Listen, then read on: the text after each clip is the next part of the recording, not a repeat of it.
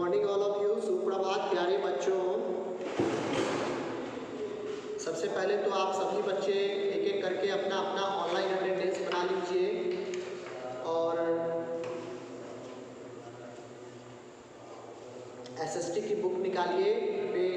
Chapter number 6 of geography, weather and climate. ये हम लोगों ने कल इसको शुरू किया था और कुछ जो पॉइंट्स थे जैसे कि elements of weather and climate, atmospheric pressure, उसके बाद factors influencing atmospheric temperature, distribution of temperature पढ़ लिया था। आज हम लोग डिस्ट्रीब्यूशन ऑफ टेम्परेचर में जो पहला जोन है उसके बारे में पढ़ेंगे, यानी कि टेम्परेचर के आधार पर इस पूरे विश्व को 3 अलग अलग जोन में बांटा गया है। ठीक है, on the basis of temperature the whole world, but you can say the whole land where men and women live, okay, that they have divided into 3 different categories, 3 different zones. So the first zone is torrid zone. सबसे पहला जो zone है वो है torrid zone. Torrid zone किसको कहते हैं और इसका क्षेत्र कौन कौन सा है, आइए हम लोग देखें।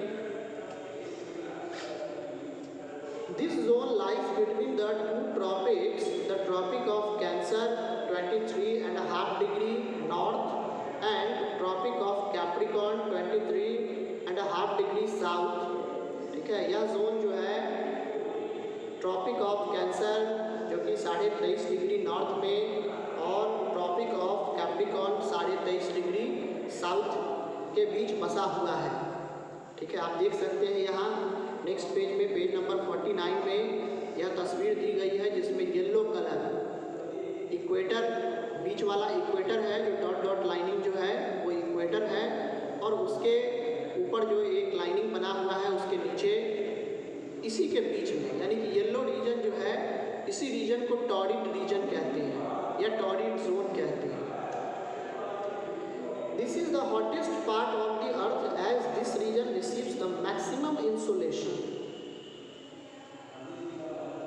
पृथ्वी का यह भाग जो है सबसे गर्म, सबसे अधिक गर्म रहने वाला भाग है, क्योंकि सूरज की किरणें जो है यहाँ डायरेक्ट पड़ती हैं।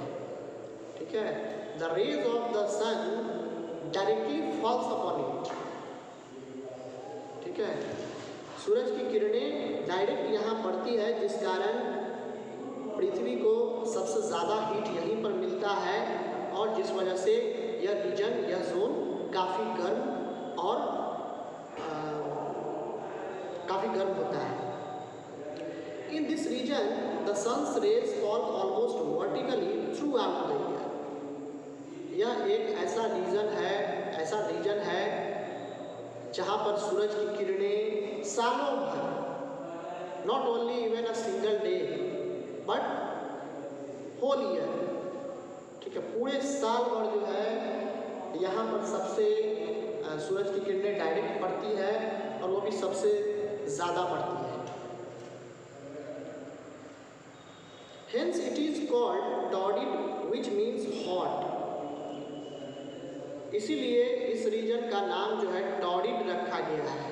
टॉरिड का मतलब होता है हॉट, गर्म।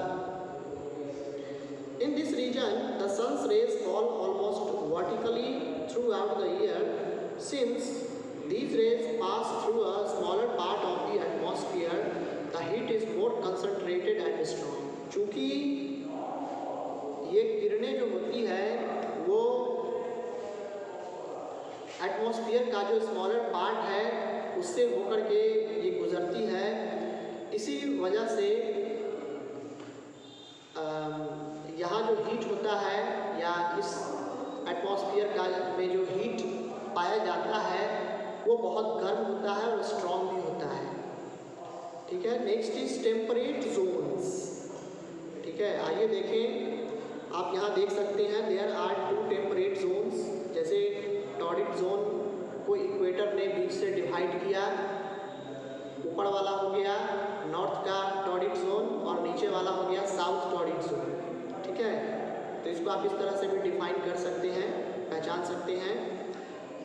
है टेम्परेट जोन, ये बीच वाला जो पार्ट देख रहे हैं ग्रीन, हल्का सा ग्रीन कलर से इसको कलर किया गया है, that you could make it understand very well.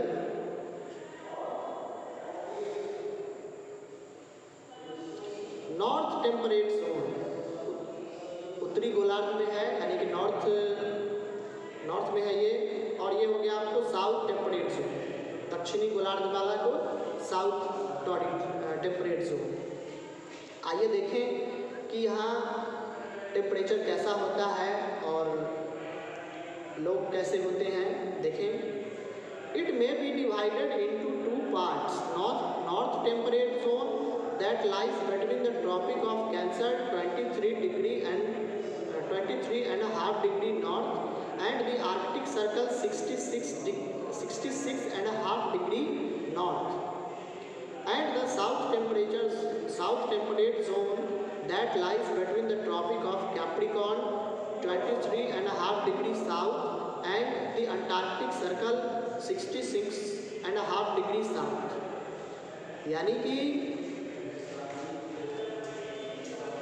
Temperate zone को दो भागों में बांटा गया है, पहला हो गया नॉर्थ टेम्परेट जोन और दूसरा हो गया साउथ टेम्परेट जोन, ठीक है। और यह कहाँ पड़ता है? It lies between the tropic of cancer. Tropic of cancer आप देख सकते हैं, यहाँ है नॉर्थ टेम्परेट जोन की भी बात कर रहे हैं। सबसे पहला वाला देखिए, ऊपर वाला, it may be divided into two parts, north temperate zone, north temperate. सबसे पहले हम लोग ऊपर वाला के बारे में पढ़ रहे हैं, ध्यान दीजिए और समझिए सारे बच्चे। North temperate zone that lies between the tropic of cancer, नीचे वाला जो है उजला पार्ट, यानी कि इक्वेटर के जस्ट ऊपर वाला जो उजला पार्ट देख रहे हैं, इसको क्या कहते हैं? Tropic of cancer. यह कितना डिग्री पर है? 23.5 डिग्री पर, 23.5 degree north. And the arctic circle, सबसे ऊपर वाला जो व्हाइट पार्ट जो देख रहे हैं, ब्लैंक, ठीक है, खाली, इसे आर्कटिक सर्कल कहते हैं, जो कि 66.5 डिग्री पर नॉर्थ में के बीच यह जोन पाया जाता है, ठीक है। आर्कटिक सर्कल ऊपर और नीचे हो गया south temperate zone, sorry tropic of cancer और ऊपर वाला हो गया आर्कटिक सर्कल। इसके बीच में यह क्षेत्र बसा हुआ है। अब बात करते हैं साउथ टेम्परेट जोन की, नीचे वाले की, ध्यान से सुनिए। The south temperate zone that lies between the tropic of Capricorn 23.5 degree south and the antarctic circle 66.5 degree south, ठीक है। ऊपर वाला जो है उसको हम लोग कहते हैं ट्रॉपिक ऑफ कैप्रिकॉर्न, जो कि 23.5 डिग्री कोण बनाता है, साउथ में बसा हुआ है। एंड और नीचे वाला, सबसे नीचे वाला जो ब्लैंक पार्ट है, इसको अंटार्कटिक सर्कल कहते हैं, दैट मेक्स 66.5 डिग्री साउथ, ठीक है। यानी कि इन्हीं दोनों के बीच में, ठीक है, ट्रॉपिक ऑफ कैप्रिकॉर्न और नीचे वाला अंटार्कटिक सर्कल के बीच में यह क्षेत्र यानी कि साउथ टेम्परेट जोन बसा हुआ है। These zones receive less insolation than the torrid zone and enjoy a moderate temperature which is neither too hot nor too cold। यह जोन जो है, जो ग्रीन वाला जो जोन देखते हैं, जो कि सूरज की किरणें हल्का सा स्लैंटिंग पड़ता है, ठीक है। स्लैंटिंग मतलब तिरछी रेखा, डायरेक्टली नहीं, it does not come vertically but it falls in a slanting way, ठीक है, तिरछे तरीके से पड़ता है, जिसके कारण क्या होता है, सूरज की गर्मी जो है कम लगती है और यहाँ का टेम्परेचर माइल्ड रहता है, मॉडरेट टेम्परेचर रहता है, ना ही ज़्यादा ठंड ना ही ज़्यादा गर्म, neither too hot not too cold, ठीक है, ना ही ज़्यादा मतलब मीडियम है। चलिए, यहाँ तक के लिए कोई दिक्कत? आशा करता हूँ कि आपने इसे समझा होगा टेम्परेट जोन और टॉरिड जोन के बारे में। Now the next zone is frigid zone. Frigid zone, frigid मतलब जहाँ पर where there is abundance of ice and ice sheet, जहाँ पर ढेर सारी मात्रा में बर्फ और बर्फ की चादर जो है हर जगह बर्फ ही बर्फ आपको दिखाई देगा, that is known as frigid zone. The north frigid zone, अब इसमें फ्रिजिड जोन भी दो है, एक उत्तरी नॉर्थ में और एक साउथ में, एक उत्तरी गोलार्ध में एक दक्षिणी गोलार्ध में। The north frigid zone lies between the arctic circle 66.5 degree north and the north pole 90 degree north. ठीक है, सबसे पहले ऊपर वाले की बात करते हैं। तो नॉर्थ फ्रिजिड जोन जो है आर्कटिक सर्कल, यानी कि आर्कटिक सर्कल 66.5 डिग्री नॉर्थ ऊपर वाला and the north pole 90 degree north while 90 degree north, यानी कि इन दोनों क्षेत्र के बीच में यह फ्रिजिड जोन बसा हुआ है। While the south frigid zone, अब आते हैं south frigid zone, lies between the antarctic circle 66.5 degree south and the south pole 90 degree south. South pole और इसके बीच जो है फ्रिजिड अंटार्कटिक सर्कल के बीच में यह क्षेत्र बसा हुआ है। This region receives minimum insolation because the sun's slanting rays fall over a large area and have to travel a long distance in the atmosphere to reach here. यहाँ पर गर्मी जो है सबसे कम पड़ती है, यानी कि सूरज की जो किरणें होती है पहुँचती तो है लेकिन बहुत कह सकते हैं कि एक स्लैंटिंग वे में एक तिरछी रेखा पड़ती है and have to travel a long distance in the atmosphere to reach here, और एटमॉस्फेयर में इसको लॉन्ग डिस्टेंस तय करना होता है, जिसके कारण इस यहाँ पर गर्मी जो है बहुत कम या ना के बराबर पड़ती है। These are the coldest parts of the earth. पृथ्वी का सबसे ठंडा जगह जो होता है इन्हीं क्षेत्रों में होता है, इन्हीं क्षेत्रों में पाया जाता है। आइए एग्जाम्पल देखें। Though there is day light for longer periods in the frigid zones, still they are the coldest regions because the sun rays are slanting and not very strong. यद्यपि चूँकि फ्रिजिड जोन है तो वहाँ क्या होगा, ठंड जो है ज़्यादा होगी। और यहाँ की एक खास बात एक और है कि though there is day light for longer periods, यानी कि दिन जो है यहाँ पर लंबा होता है। जो फ्रिजिड जोन है वहाँ का जो दिन होता है वो लंबा होता है। Still they are the coldest regions because the sun rays are slanting and not very strong. फिर भी ये जो रीजन होते हैं बहुत ठंडे माने जाते हैं, सबसे अधिक ठंड वाला reason, because the sun rays are slanting and not very strong, क्योंकि सूरज की किरणें डायरेक्टली इससे यहाँ इन जगहों पर नहीं पड़ती है, बल्कि स्लैंटिंग यानी कि तिरछी रेखा पड़ती है और एटमॉस्फेयर में काफ़ी समय लगता है, ट्रैवल करना पड़ता है इन रेज को पृथ्वी तक पहुंचने के लिए, जिसके कारण यहाँ गर्मी कम पड़ती है और ठंड की अधिकता होती है। ठीक है,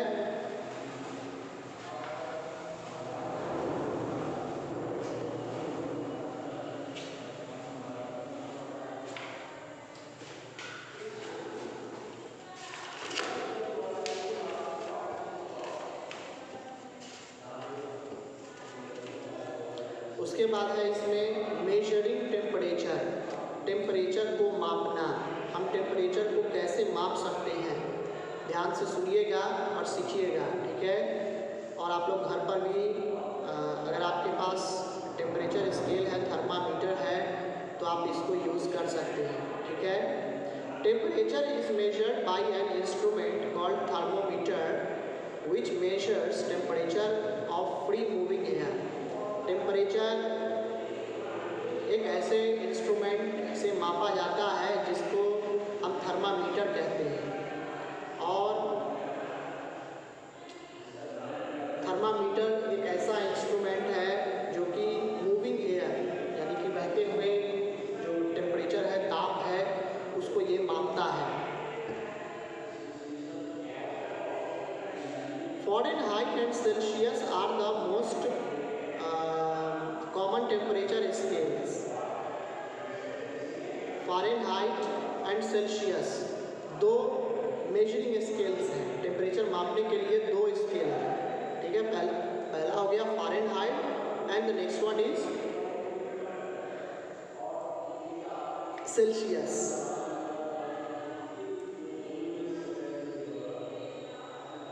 On the Fahrenheit scale, the boiling point of water is 212 degree Fahrenheit and the melting point of ice is 32 degree Fahrenheit।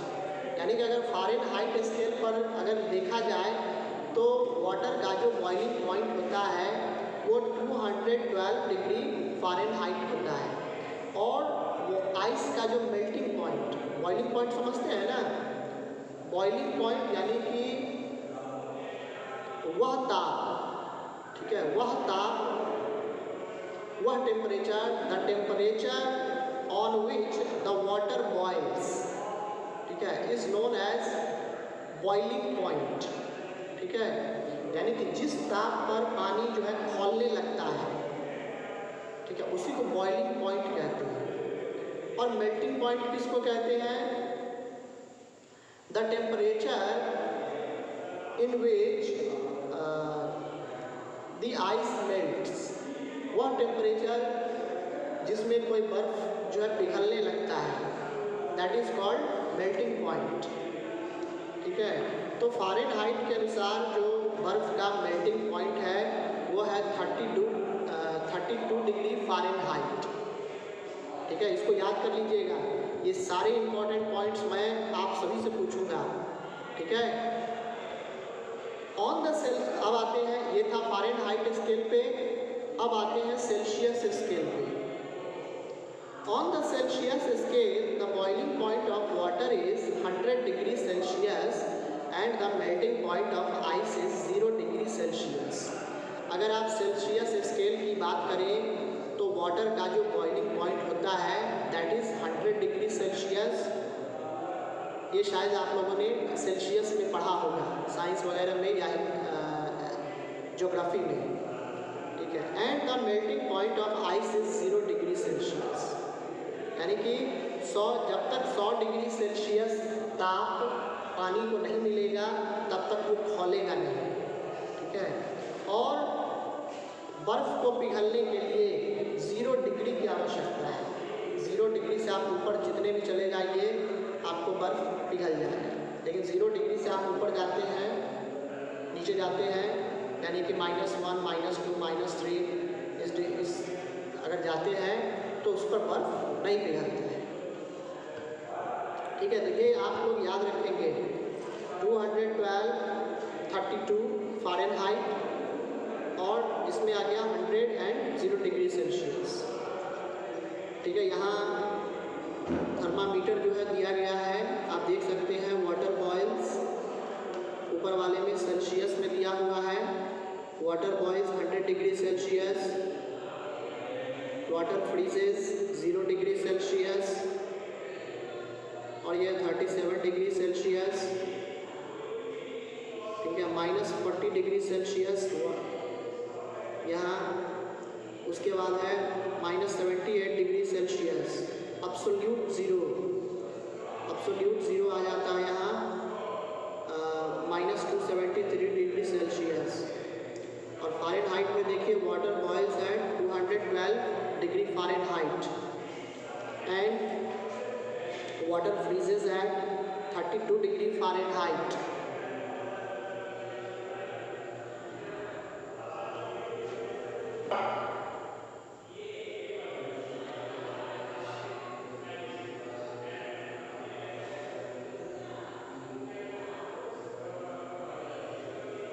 ठीक है। इधर -40 डिग्री सेल्सियस है तो इधर भी -40 डिग्री F हो जाएगा फ़ारेनहाइट। ऊपर में -78 डिग्री सेल्सियस है, नीचे 108 डिग्री फ़ारेनहाइट। एब्सोल्यूट ज़ीरो के लिए सेल्सियस में जाइएगा तो -273 डिग्री सेल्सियस और फ़ारेनहाइट में -459 डिग्री फ़ारेनहाइट। ठीक है, इस तरह से आप इन दोनों स्केल्स को पढ़ के समझ सकते हैं। ठीक है, इसको आप लोग मेमोराइज कर लेंगे। नेक्स्ट एक विस्ता में आइए थोड़ा सा इसको भी देखा जाए। Anders Celsius invented the standard unit of measuring temperature in degree Celsius. Anders Celsius एक ऐसे व्यक्ति थे जिन्होंने तापमान को मापने के लिए डिग्री सेल्सियस का पहली बार उपयोग किया था और इसका आविष्कार भी उन्होंने ही किया। He was a Swedish astronomer and a professor of astronomy at Uppsala University in Sweden.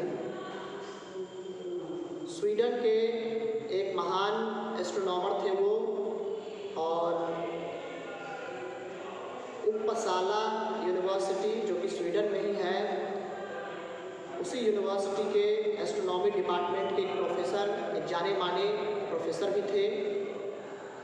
He founded the Uppsala astronomical observatory.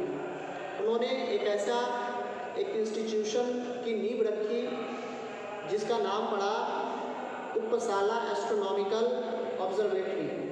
ठीक है, इस नाम से उन्होंने एक अपना इंस्टीट्यूशन, एक लेबोरेटरी खोला। हीटिंग ऑफ द एटमॉस्फेयर, अब एक आता है केस स्टडी में, इन तीनों जगहों के बारे में हम लोगों ने देखा, torrid zone, temperature zone, temperate zone and frigid zone, और इसके बारे में हम लोगों ने पढ़ा भी।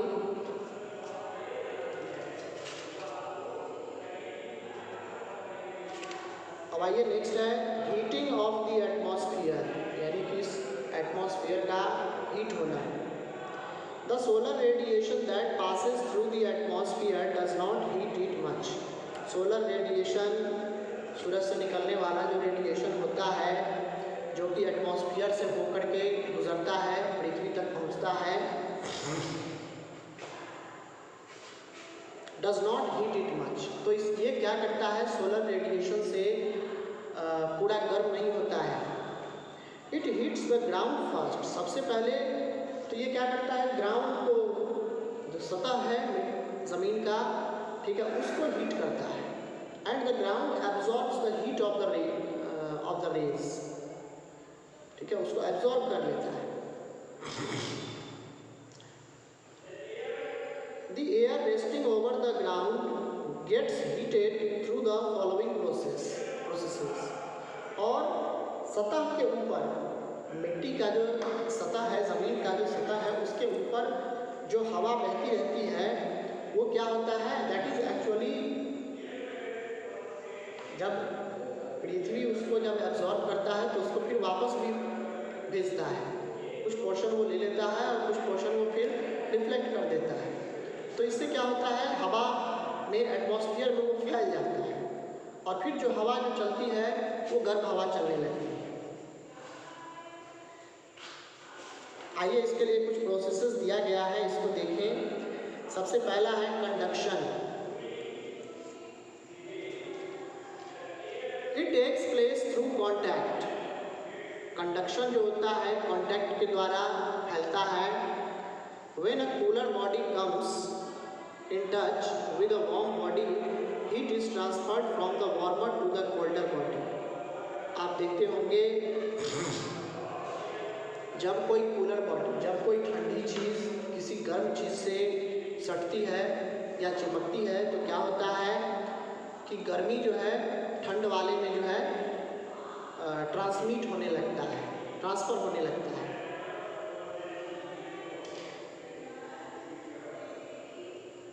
ठीक है, यानी कि गर्म से ठंड जगह पर वो जाने लगता है। So when the air comes in contact with the heated earth surface, it gets warm too. इसीलिए जब सूरज की किरणें धरती पर पड़ती है रेडिएशन, तो पृथ्वी का सतह जो है गर्म हो जाता है, और जब हवा वापस जब उस पृथ्वी से टकराती है तो अपने साथ वो हीट लेकर के फिर वापस आ जाती है।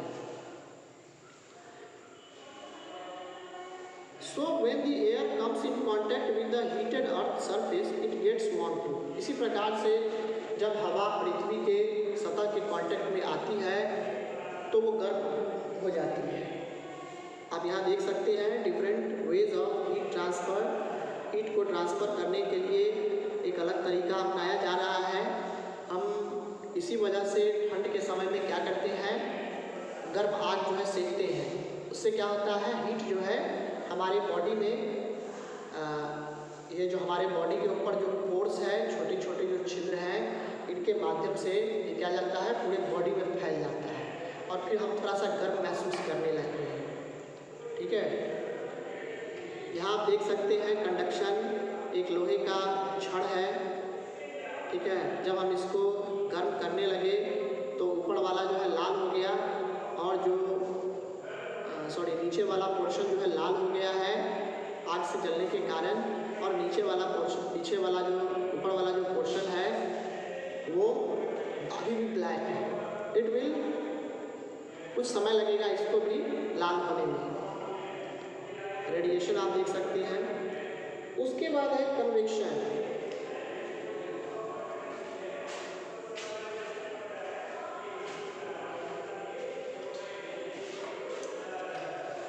तो बच्चों आज के लिए इतना ही। इसके बाद हम लोग फिर नेक्स्ट डे पढ़ेंगे, ठीक है, कन्वेक्शन से। Thanks for watching this video. God bless you and have a good day.